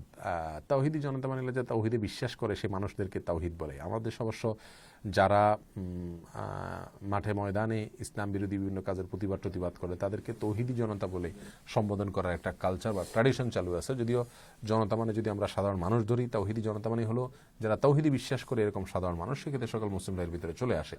দাড়ি এক মুষ্টি রকম রাখা কি কবিরা, এক মুষ্টির কম রাখা কি কবিরা গুনাহ? ভাই, দাড়ি রাখা যেহেতু ওয়াজিব, রাসূলুল্লাহ সাল্লাল্লাহু আলাইহি ওয়াসাল্লামের নির্দেশ, বিধায় দাড়ি ছোট করা, ছাঁটা, ছাঁচা সবগুলাই গুনাহের কাজ। ছাঁচার চাইতে ছোট রাখা তুলনামূলকভাবে কম গুনাহের কাজ, কিন্তু সেটাও গুনাহের কাজ, এতে কোনো কিছু সন্দেহ নেই। বিনতে নাকি বিন্তু, এটা জানতে চাইছেন ওবায়দুল্লাহ ভাই। দেখুন, বিনতে আর বিন্তু এটা নির্ভর করবে তার আগে কি শব্দ আছে সেটার উপরে। কথার কথা, যদি এমন হয় আসমা, তাহলে সেক্ষেত্রে আসমা বিনতে অমুক, এখানে তে হবে, তু হবে না। আর যদি আগে তেমন কিছু না থাকে, শুরুতেই থাকে, তাহলে বিন্তুর আগে যদি কোনো কিছু না থাকে, যেমন কথা হতে বিন্তু মুহাম্মদ এরকম যদি থাকে, তাহলে পেশ হবে, বিন্তু হবে। বিষয়টি গ্রামারের বিষয়। শেখ, আপনি আহলুস সুন্নাত ওয়াল জামাতের? জি মাহাদিন হাসান ভাই, আমি আহলুস সুন্নাত জামাতের। আমি শিয়া নই, আমি সুন্নাহকে, রাসূল আকরাম সুন্নাহকে ফলো করি, সাহাবীদের জামাতকে ফলো করি। গল্প উপন্যাস লেখা কি জায়েজ আছে? জেরিন, মতি জেরিন, আপনি জানতে চেয়েছেন। জি বোন, গল্প উপন্যাস লেখা জায়েজ আছে, তবে শর্ত সাপেক্ষে। সেখানে কোনো অশ্লীলতা থাকতে পারবে না এবং সেখানে হারাম হয় এরকম কোনো জিনিস থাকতে পারবে না। সেক্ষেত্রে মানে সাধারণভাবে গল্প উপন্যাস লেখা জায়েজ আছে। এবং শেখ মোহাম্মদ বিন সালেহ আল মুনাজ্জিদ হাফিজাহুল্লাহ ইসলাম কিউতে এইভাবেই উত্তর দিয়েছেন, বিভিন্ন উলামা ইকরামের মতামত উল্লেখ করে, এটা জায়েজ আছে। আয়াত বিনতে নাকি বিন্তু? আয়াত বিনতে হবে, এখানে তু হবে না। আয়াত বিনতে অমুক এরকম যদি হয়। আচ্ছা, হিসাম মানে কি? বাচ্চার নাম চলে গেছে। হিসাম নাম রাখা যেতে পারে। রাসূল ইসলামের ভেতরে থেকেই যেখানে আছেন সেখান থেকে ওমরা পড়ে চলে যাবেন, আয়েশা মসজিদে যাওয়ার দরকার নাই। আর যারা বাহির থেকে আসেন তারা আবার আয়েশা মসজিদে গিয়ে সেখান থেকে আবার আসবেন, এটার কোনো প্রয়োজন নাই। কারণ হলো আয়েশা মসজিদের বাইরে গিয়ে আপনি আবার আসবেন, তার মানে আপনি একাধিক উমরা করছেন। প্রথমবার আপনি যখন মিকাত পার হচ্ছেন তখন তো আপনি উমরা করেই যাচ্ছেন, এই মিকাতে এহরাম পরেই যাচ্ছেন, একটা উমরা তো হয়ে গেল। আরও বেশি উমরা করার জন্য মক্কা থেকে আবার আয়েশা মসজিদে মানুষ আসে, এটা সুন্নাহর খেলাফ। রাসূল আকরাম সাল্লাল্লাহু আলাইহি ওয়াসাল্লাম এক সফরে একটা উমরা করেছেন, তার সারা জীবনে মোট 4টি উমরা বুখারীতে আসছে। তার ভিতরে একটি হলো হজের সঙ্গে, আরেকটি হলো হুদায়বিয়া থেকে ফিরে গিয়ে, আর 2টি উমরা পিওর উমরা করেছেন। বিদায় একাধিক উমরা করার চেষ্টা আমাদের করা উচিত নয়। ফারজানা ফেরদৌস সুরভি, আপনি জানতে চেয়েছেন, আসসালামু আলাইকুম, রাতে না ঘুমিয়ে মাঝে রাতে তাহাজ্জুদের নিয়তে নামাজ পড়লে তাহাজ্জুদের নামাজ হবে কি না? হ্যাঁ, অবশ্যই হবে। যদি না ঘুমিয়ে আগে ভাগে আপনি এশার পরে যে কোনো সালাত আপনি পাবেন, সেটা কিয়ামুল লাইল বা কিয়ামুল লাইলের সওয়াব আপনি পাবেন, রাতের সালাতের সওয়াব পাবেন। তবে ঘুম থেকে উঠে পড়লে সেটাকে আক্ষরিক অর্থে তাহাজ্জুদ বলা হয়। তাহাজ্জুদের সবচেয়ে উত্তম ভার্সন হলো ঘুম থেকে উঠে বা শেষ রাতে পড়া। যদি আপনি না ঘুমিয়ে মধ্যরাত্রে সালাত আদায় করেন বা শেষ রাতে সালাত আদায় করেন, সারা রাত জেগে থাকেন, তাহলে সেটাও ইনশাআল্লাহ তাহাজ্জুদের সওয়াব ইনশাআল্লাহ বিদিনিল্লাহ আপনি পাবেন। কবরে যে 4টি প্রশ্ন করা হবে, যদি বলতেন মনির ভাই, আপনি জানতে চেয়েছেন। কবরে জিজ্ঞাসা করা হবে মার রব্বুক, তোমার রবকে, ওমা দিনুক, তোমার দিন কি, ওমান নবিয়ুক, এবং তোমার নবীকে, এটা জিজ্ঞাসা করা হবে। কোনো খবর না আসছে জিজ্ঞাসা করা হবে, রাসূল সাল্লাল্লাহু আলাইহি ওয়াসাল্লামকে দেখিয়ে যে বা রাসূল সাল্লাল্লাহু আলাইহি ওয়াসাল্লাম সম্পর্কে ইঙ্গিত করে বলা হবে যে এই সেই লোকটি কে, যাকে মোহাম্মদ বলা হতো বা ইত্যাদি। তখন যে ব্যক্তি ইমানদার সে বলবে তিনি মোহাম্মদ, আমার আল্লাহ রসুল ছিলেন।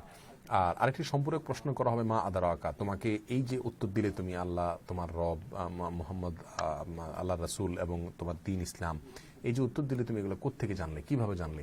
তখন যিনি মুমিন তিনি বলবে যে আমি কোরআন পড়েছি, করাতু কিতাব আল্লাহ, আমি আল্লাহর কিতাব পড়েছি, সেখানে এগুলো পেয়েছি। আর যিনি মুনাফিক সে বলবে যে সামিআতুন নাস ইয়াকুল, আমি শুনেছি মানুষরা বলে তাই আমি বলি। তখন সেই ব্যক্তিকে জাহান্নামে নিক্ষেপ করা হবে। আর যিনি কোরআনে পড়েছি বলবে, অর্থাৎ মুমিন, মানুষ থেকে শুনে শুনে করবে না, বরং নিজে জ্ঞান অর্জন করে তারপরে আল্লাহ প্রতি ঈমান আনবে, রাসূলের প্রতি ঈমান আনবে, সেই ব্যক্তি জান্নাতে যাবে। তাহলে সম্পূরক প্রশ্ন হলো এটি যে তোমাকে কোত্থেকে জানলে, তোমার রবকে, এবং আমার রব্বুক, ওমা দিন, তোমার দিন কি, আমার নবী, তোমার নবীকে। এটা 3টা প্রশ্নের পরে জিজ্ঞাসা করা হবে এগুলো তুমি কোত্থেকে জানলে। চতুর্থ সম্পূরক প্রশ্ন, কারো হক নষ্ট করা হলো এবং তাকে ভুলে গেলে করণীয় কি? জসীমউদ্দিন ভাই, তার জন্য আল্লাহর কাছে মাপ চাইবেন। কারো যদি শারীরিক হক নষ্ট করেন, অর্থনৈতিক হক নষ্ট করলে যে পরিমাণ অর্থনৈতিক হক নষ্ট করছেন ওই পরিমাণ আল্লাহর কাছে দান করে দিবেন। শেখ জানাজা সালাত আদায় করার সহি নিয়ম কি? মেহেদী হাসান জাহিদ ভাই, প্রথমে আল্লাহু আকবার বলে হাত বাঁধবেন, এরপর সুবহানাকাল্লাহুম্মা এবং সূরা ফাতিহা পড়বেন। আবার অনেক উলামার মতে সুবহানাকাল্লাহ পড়বেন না, কারণ হাদিসে রাসূলুল্লাহ বলছেন জানাজা খুব দ্রুত পড়ার জন্য। জানাজা যেহেতু রাসূলুল্লাহ দ্রুত পড়ার জন্য বলছেন, এই দ্রুত পড়া বলতে অনেকে মনে করেন যে তাড়াতাড়ি দেরি না করে তাড়াতাড়ি জানাজা পড়ানো, আর অনেকে মনে করেছেন যে জানাজা সালাতের ভিতরে খুব দীর্ঘ সূত্রতা না করার জন্য আল্লাহ তাআলা রুকু সিজদা রাখেন নাই, বিদায় সেখানে সানা না পড়ার কথা অনেক বলেছেন, শুধু সূরা ফাতিহা পড়ার কথা বলেছেন। এরপর দ্বিতীয় তাকবীর আল্লাহু আকবার বলে দুরূদ শরীফ পড়বেন, আল্লাহুম্মা সাল্লি আলা মুহাম্মাদ ওয়া আলা মুহাম্মাদ, যে দুরূদ নামাজে পড়েন। তৃতীয়বার দুরূদ আল্লাহু আকবার বলে হাত বেঁধে আল্লাহুম্মা ইগফির লি হাইয়িনা ওয়া মাইয়িনা বা আল্লাহুম্মা ইগফির লাহু ওয়ারহামহু ইত্যাদি মাইয়িতের জন্য দোয়া করবেন। এরপর চতুর্থবার আল্লাহু আকবার বলবেন, বলে এরপরে সালাম ফেরাবেন। একদিকে সালাম ফেরানোর কথা যেমন বর্ণিত আছে, দুই দিকে সালাম ফেরানোর কথাটাও বিশুদ্ধভাবে প্রমাণিত আছে। অনেক সময় সুন্নত পড়তে পারি না, নামাজ হবে কিনা? জি হাবিব ভাই, সুন্নত যদি আপনি পড়তে নাও পারেন সালাত হয়ে যাবে ইনশাআল্লাহ, তবে নিয়মিতভাবে সুন্নত তরক করা উচিত না, দরকার আগে পড়ে দিবেন। সালামের উত্তরের পর আবার সালাম দেওয়া কি ঠিক? আল্লাহ বিন হোসেন ভাই, একবার সালাম দিল আবার উত্তর দিলেন, দেওয়ার পর আবার সালাম দেওয়া এটা ভুল। অনেকেই কাজটা করে থাকেন, সম্মান দেখানোর জন্য একজনের সালাম দিল, উনি ওয়ালাইকুম আসসালাম বলে উনিও সালাম দিচ্ছেন এরপরে, অথবা আলোচনা না বলে আবার সালাম দিচ্ছেন, এটা ভুল। সুন্নাহ পদ্ধতি হলো কেউ যদি আগে সালাম দেয় তাকে সালামের জবাব দিবেন, নতুন করে সালাম দেওয়ার দরকার নেই। রায়ান ভাই, আপনি জানতে চেয়েছেন জসিমউদ্দিন রহমানী কি সহিহ আকিদার আলেম? দেখুন, জসিমউদ্দিন রহমানী একজন বড় মাপের আলেম, অনেক ইলম তার ছিল আলহামদুলিল্লাহ, অসাধারণ বলতে পারতেন, আল্লাহ তাআলা তাকে অনেক ভালো গুণ দিয়েছেন, তার ভিতরে অসাধারণ কিছু ভালো গুণ ছিল। ইজতিহাদি বিষয়ে তার কিছু কিছু ক্ষেত্রে আমরা মনে করি যে কিছু কিছু ক্ষেত্রে তার স্খলন ছিল, এছাড়া বাকি মোটামুটিভাবে তিনি ভালো আলেম ছিলেন আলহামদুলিল্লাহ। স্বর্ণের জাকাত কি আমরা বিক্রয় মূল্য হিসেবে দিব নাকি পুরনো স্বর্ণের মূল্য হিসেবে দিব? অবশ্যই বিক্রয় মূল্য হিসেবে দিবেন। স্বর্ণের জাকাত আপনি যখন দিবেন, আপনার স্বর্ণটার এখন বাজার মূল্য ভ্যালু যেটা আছে সেটা অনুযায়ী আপনি দিবেন ইনশাআল্লাহ বিইذনিল্লাহ। জুমার আমার নামাজ আদায় করার নিয়ম কি মেয়েদের ক্ষেত্রে? দেখুন, মেয়েরা জোহরের সালাত আদায় করবেন, শরীয়ত তাদেরকে মসজিদে এসে সালাত আদায় করবার জন্য উৎসাহিত করেন। শুধুমাত্র ঈদের সালাতের ক্ষেত্রে, দুই ঈদের সালাতের ক্ষেত্রে নবী রাসূলুল্লাহ সাল্লাল্লাহু আলাইহি ওয়াসাল্লাম উৎসাহিত করেছেন, নির্দেশ দিয়েছেন মেয়েদেরকে যেন সালাতে উপস্থিত করা হয়। এছাড়া পাঁচ ওয়াক্ত সালাতের ক্ষেত্রে নবী সাল্লাল্লাহু আলাইহি ওয়াসাল্লাম বলেছেন ওয়াবুয়ুতুহুন্না খায়রুল লাহুন্না, তাদের বাসা তাদের জন্য উত্তম, মসজিদে আসার চাইতে। এমনকি এক মহিলাকে নবী সাল্লাল্লাহু আলাইহি ওয়াসাল্লাম মসজিদে নববীতেও আসতে নিরুৎসাহিত করেছেন, তার বাসায় সালাত আদায় করতে বলেছেন। বিধায় মেয়েদের জন্য যেহেতু বাসায় সালাত আদায় করা উত্তম, আর বাসায় তো আর জুমা পড়ার অপশন নাই, বিধায় তারা জোহর সালাত আদায় করবেন। কোনো কারণে যদি তারা মসজিদে আসেন, তাহলে সেক্ষেত্রে মসজিদে পুরুষরা যেভাবে সালাত আদায় করেন 2 রাকাত ফরজ, তারা সেভাবেই জুমা সালাত আদায় করবেন। সিফাত হাসান, আপনি প্রশ্ন করেছেন আমি কলেজে পড়ি, আমার ইলম শিক্ষার খুব আগ্রহ, ইলম জানার জন্য কি বই পড়বো? দেখুন, আমি আপনাকে অনুরোধ করবো সবচেয়ে বেশি পরিমাণে আপনি ডক্টর খন্দকার আব্দুল্লাহ জাহাঙ্গীর রাহিমাহুল্লাহ সমস্ত বইগুলো কিনে সেগুলোকে একাধারে পড়তে থাকুন। এছাড়াও উলামা একরামের সঙ্গে, ভালো কোনো আলেমের সঙ্গে পরামর্শ করে ধারাবাহিকভাবে আপনি এক একটা বিষয় এক একটা বই পড়তে পারেন। সিরাতের উপরে রাহিকুল মাখতুম, তাফসিরের জন্য ইবনে কাসির, এবং হাদিসের জন্য রিয়াদুস সালেহিন, এই কিতাবগুলো আপনি আপনার সংকলনে রাখতে পারেন। আরও অনেক কিতাব আছে, সেগুলো আপনি ধারাবাহিকভাবে আস্তে আস্তে পড়তে পারেন। গালের নরম জায়গায় দাড়ি কাটা যাবে কিনা মাহদি হাসান ভাই? দাড়ির ক্ষেত্রে অনেক ওলামার মধ্যে পুরো সব দাড়ি কোনোটাই কাটা যাবে না। বিশুদ্ধ মত অনুযায়ী গালের উপরের অংশে, নরম অংশে যদি বিব্রতকর হয়, বিরক্তিকর হয়, সেগুলো চাষা যাবে। আর হাড্ডি যেটা আছে, চোয়ালের হাড্ডির উপরে যেটা থাকবে, এই সবগুলো কাটা যাবে না। গলার দিকেও যদি থাকে, সেটা যদি বিরক্তিকর হয়, কষ্টের হয়, সেগুলো কাটা যাবে। আর না হলে, বিনা প্রয়োজন না হলে কোনোটাই না কাটাই উত্তম। ঠোঁটের নিচের দাড়ি কাটার বিধান কি? ঠোঁটের নিচের যে দাড়ি আছে সেটা কাটা সুন্নাহ সম্মত নয়। আমাদেরকে মোচ ছোট করতে বলা হয়েছে, নবী সাল্লাল্লাহু আলাইহি ওয়াসাল্লাম ছোট করতে বলছেন, তাও চাঁচতে নয়। অনেকে মোচ চাঁচেন, চাষার কথা বলা হয়নি, তাকসির করার কথা বলা হয়েছে, যার অর্থ হলো ছোট করা। এই জন্য মোচ চাষা সুন্নতের খেলাফ এবং মাকরুহ। উচিত হলো মোচকে ছোট করা। আর ঠোঁটের নিচে যে পশমগুলো, সেগুলো যেহেতু মোচের আওতায় পড়ে না, বিধায় সেগুলোকে রাখতে হবে, সেগুলো চাষা যাবে না। শেখ জোহর, আসর, এশার প্রথম সুন্নত 4 রাকাত সুন্নত নামাজ কি নিয়ে পড়বো? 2 রাকাত 2 রাকাত করেও পড়তে পারেন, একসাথেও পড়তে পারেন। আমি নিঃসন্তান, বিধবা, আমি ইসলামী ব্যাংকের ফিক্সড ডিপোজিট করতে চাই। যদি আপনার বিকল্প কোনো রাস্তা না থাকে, ইনশাআল্লাহ আপনার জন্য এটা জায়েজ হবে। মা টিভি দেখে, নিষেধ করলে বলে একা থাকি, সময় কাটাবো, করণীয় কি? আপনার মাকে, জিহাদ ভাই, আপনি আপনার মাকে বোঝান দুনিয়া কি, আখেরাত কি। আখেরাত যদি বুঝে কেউ, তাহলে তার সময় কাটানোর প্রশ্ন আসবে না। বেরলবি কারা জানতে চাইছেন? আফ্রিদি আহমদ ভাই, বেরলবি হলো বেদাতি একটি সম্প্রদায়, ভারতবর্ষ কেন্দ্রিক, যারা আহমদ রেজা খান বেরলবিকে ফলো করে, তার দিকে সম্বন্ধ করে তাদেরকে বেরলবি বলা হয়। এবং এই যে আপনার বেরলবি, তাদের অনেকগুলো ভুল আকিদের ভিতরে একটা হলো তারা রাসূল আকরাম সাল্লাল্লাহু আলাইহি সাল্লামকে হাজির নাজির মনে করে, এবং আর অনেক ভুল আকিদা তাদের ভিতরে আছে। সহজ ও দ্রুত পবিত্র কোরআন শিক্ষার উপায় কি? সহজ এবং দ্রুত কোরআন শিক্ষার অনেকগুলো উপায় আছে, তার ভিতরে একটা আমাদের শেখ সাইফুদ্দিন বেলাল ভাই 1 ঘন্টায় কোরআন শেখার একটা নিয়ম বলতে, এক প্রাথমিক কিছু নিয়ম তিনি খুব সংক্ষেপে দেন। আলহামদুলিল্লাহ, অনলাইনে আপনি সার্চ করলে পাবেন। আরও অনেক পদ্ধতি আলহামদুলিল্লাহ আছে। বিধবা মহিলার মহিলার জাকাত দেয়া কি ফরজ হবে? দেখুন, জাকাতের সাথে বিধবা আর স্বামীওয়ালা মহিলার কোনো কথা নাই মুন্নি বোন। আপনার যদি বিধবা মহিলার অনেক টাকা পয়সা থাকে, তিনি সম্পদশালী হন, অবশ্যই তার জন্য জাকাত দিতে হবে। মাসবুক সালাতে মসজিদে ডান পাশে আল্লাহ আর বাম পাশে মোহাম্মদ সাল্লাল্লাহু আলাইহি ওয়াসাল্লাম লেখা কি ঠিক? এভাবে লিখলে গুনাহ হবে না যদি খারাপ কোনো সেন্স থেকে লেখা না হয়। যদি এই সেন্স থেকে লেখা হয় যে ইমানের দুটি অংশ, একটি হলো তাওহীদ আর একটি হলো রিসালাতের প্রতি ইমান, তাওহীদের প্রতি ইমান বোঝানোর জন্য আল্লাহ আর রিসালাতের প্রতি ইমান বোঝানোর জন্য মোহাম্মদ যদি লেখা হয় তাহলে অসুবিধা নাই। যেমনটি মক্কা মদিনার হারামাইনের ভেতরে দেখা যায়, পাশাপাশি মোহাম্মদ এবং আল্লাহ এই নামগুলো লেখা আছে, অতএব এভাবে অসুবিধা নাই। কিন্তু যদি কেউ মনে করে নাউজুবিল্লাহ আল্লাহ এবং মোহাম্মদ দুইটা সত্তা এবং দুইটাকে সমমর্যাদার বা কাছাকাছি মর্যাদার, এরকম আমাদের দেশে অনেকে মনে করেন, সেই দৃষ্টিকোণ থেকে যদি কেউ পাশাপাশি লেখেন তাহলে এটা গুনাহ হবে। চাকরিজীবী মাসিক কত টাকা আয় হবে? অ্যাটাচ টয়লেট বাথরুম অজু করলে কি অজু হবে? এ বিষয়ে আমাদের অনলাইনে আলোচনা আছে, দেখে নেবেন। আকিকার পশুর চামড়া কি সদকা করতে হবে নাকি বিক্রি মূল্য? একই কথা, কোরবানির পশুর মতো বিক্রি না করে এটা কোনো গরিবকে দান করে দিবেন, সেটা সবচেয়ে উত্তম।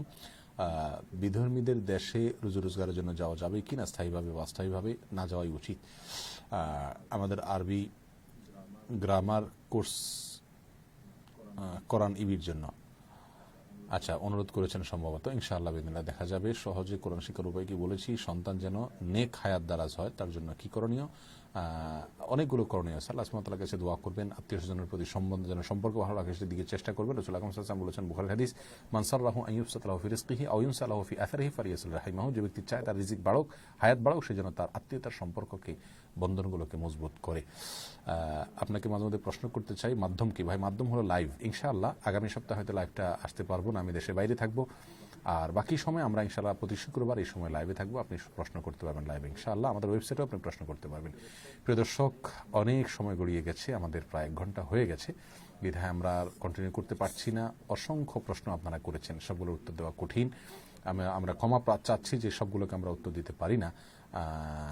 ইনশাআল্লাহ বিদিনিল্লাহ আমরা পরবর্তীতে আরও স্মার্টলি আপনাদের প্রশ্নগুলোর উত্তর দেওয়ার চেষ্টা করব, যাতে করে কারোর প্রশ্নই বাদ না যায়। আশা করছি আপনারা আমাদের সঙ্গেই থাকবেন। আল্লাহ সুবহানাহু ওয়া তাআলা আমাদের সকলকে তার আনুগত্যের পথে একত্রিত রাখুন। প্রিয় দর্শক, আজকে প্রথমবারের মতো আমরা এখানে বিদায় নিচ্ছি। কথা হবে ইনশাআল্লাহ পরবর্তী লাইভে। আগামী সপ্তাহে আমরা থাকছি না, তার পরবর্তী শুক্রবার থেকে আমরা কন্টিনিউ থাকবো ইনশাআল্লাহ। একই সময় কথা হবে সেই লাইভে, আপনাদের প্রশ্ন উত্তর আমরা দেওয়ার চেষ্টা করবো নিয়মিতভাবে প্রতি সপ্তাহে। আল্লাহ সুবহানাহু ওয়া তাআলা সকলকে ভালো রাখুন, সুস্থ রাখুন। আসসালামু আলাইকুম ওয়া রাহমাতুল্লাহি ওয়া বারাকাতুহু।